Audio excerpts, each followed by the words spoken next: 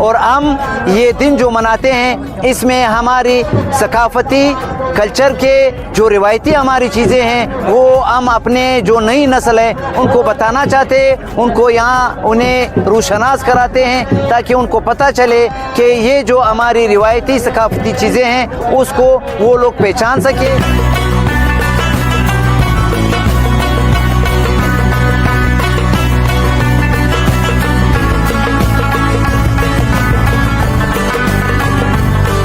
कि यहाँ पे पश्तून का एक सकाफत है और पश्तून का तारीख जो है वो 5000 साल से है और ये 23 दिसंबर को हम लोग बनाते हैं। यहाँ पे हमारे बुजुर्ग जवान वगैरह सब आते हैं और यहाँ पे ढोल रक्स आता ये चीज़ें करते हैं। पश्तून कल्चर को जो हमारे पुराने होते हैं आजकल के ट्रेंड चेंज हो रहा है, इसी वजह से हम अपनी सकाफत को दोबारा ज़िंदा कर रहे हैं। पगड़ियाँ वगैरह बांधे हैं, पुरानी चीज़ें देखते हैं ताकि हमारी सकाफत दोबारा ज़िंदा हो सके और इस वजह से हम ये दिन हमेशा जोश और खरोश से मनाते रहते हैं इंशाअल्लाह। गिदरोशा चैनल जो है उनका मैं मशकूर हूँ कि वो आज सुबह से आए हुए हैं और हमारा ये कल्चर डे जो है वो इसकी कवरेज कर रहे हैं। इनकी पूरी टीम का मैं बहुत ही मशकूर हूँ।